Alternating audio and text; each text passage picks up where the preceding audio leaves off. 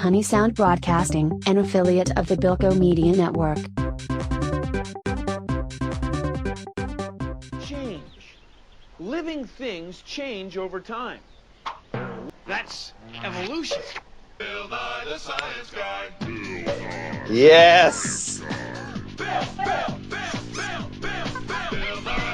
Oh, like, why don't we have like an awesome show like this? I don't know. They tried to bring back Beakman's World in like Yeah, 2008 Beakman's or World was something.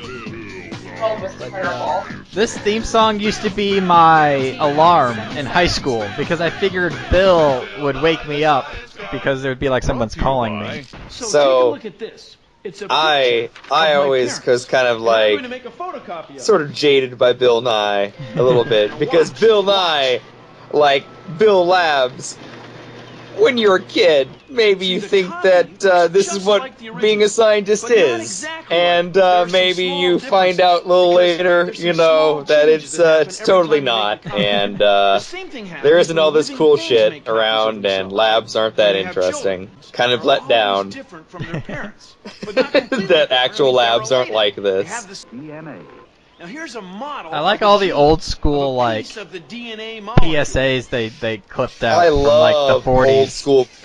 Oh my god, if you ever want to learn about something, go to a 40s PSA. Oh yeah. Oh yeah. Like, Arc- it will teach you, Go to like, that's how I learned how to a car differential works. archive.org has many of them that you can just download. Archive.org.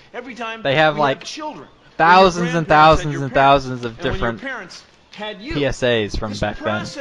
Billions and billions. My turtleneck is making me into a turtle. Here's your 40s. Yes. How it began, no one knows. I like how he's flat out saying that this is fact and ignoring like any sort of Very old. religious things that evolution Yes. tends to get up in today's world.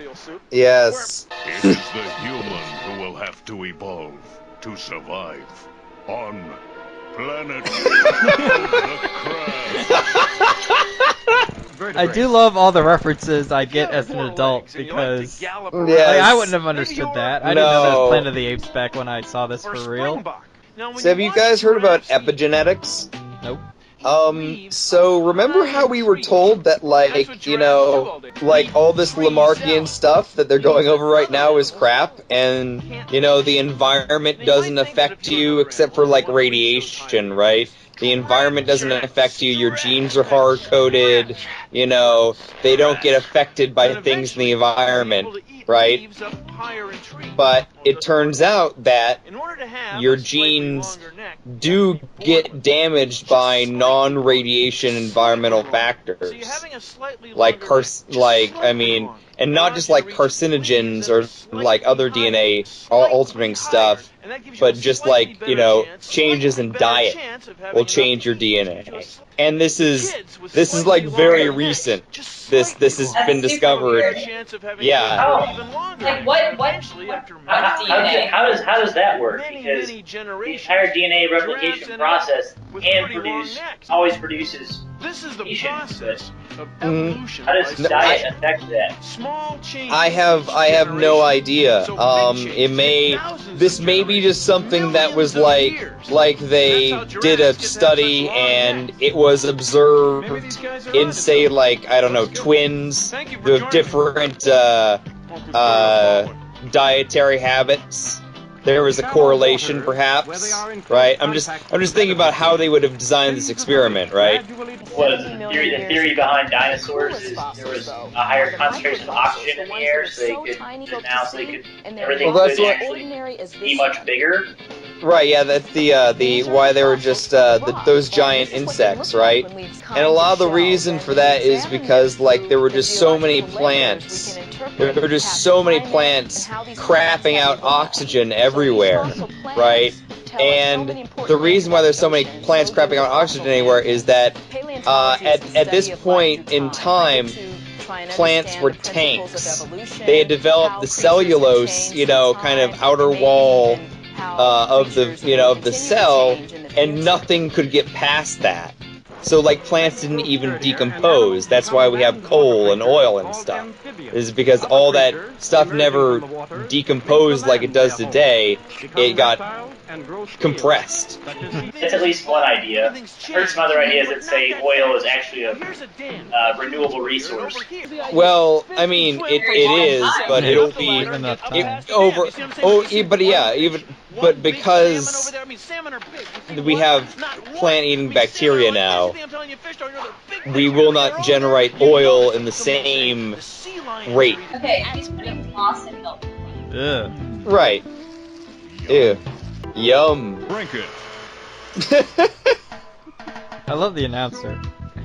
Take your moss milk outside. Take your moss milk outside. Moss milk.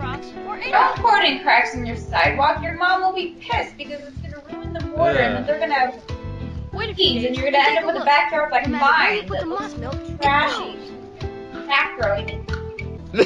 You just wrecked your parents. So the other problem I have with this is if you go back to like his entire thing about the primordial goop, any biologist in their right mind can mix all of the components of life in a test tube for as long as they want to, and they're never going to create life. And none of them will ever tell you they can. But they're going to tell you that, oh, if we give it enough time, electricity and heat and just random shockingness, something alive will eventually happen. It's not provable, it's not unprovable. And they say, well, we're here, therefore that proves it happened. There's also the whole theory of how a meteorite carrying life hit Earth. Right, you know, Get on the meteorite. it could have developed. I mean, then you're just upping the chances, right? Like, I mean, if you assume that there's a small but non-zero chance Right. that life can arise Given spontaneously, enough time, it would happen. right? Until you see it happen.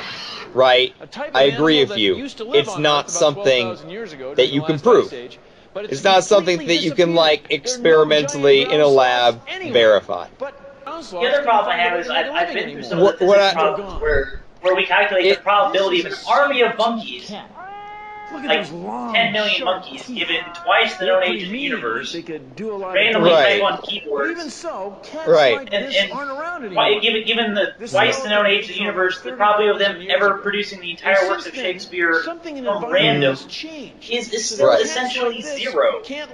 Right. And you're telling me that the way life is in a cell is less complicated than the entire works of Shakespeare like that?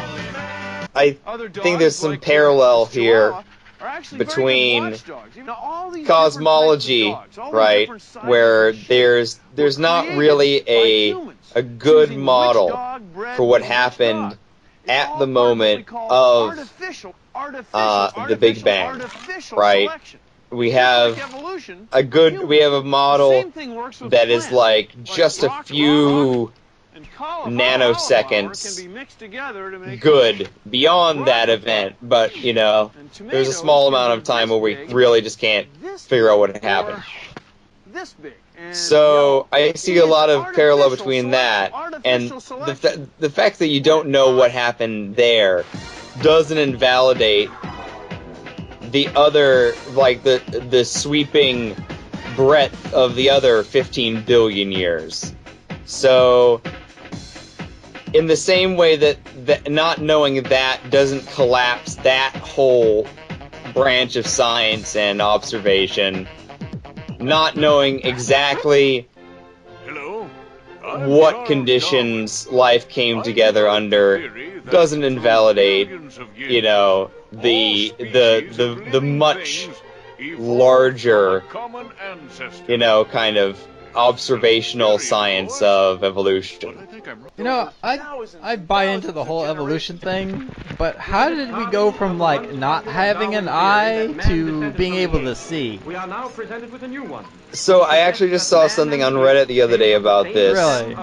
They had they discovered in, I don't know, some sea vent somewhere or something, like a three symbiosis organism that resembled the lens, cornea, and whatever of whatever the parts of there are three main parts of the eye, right? Right.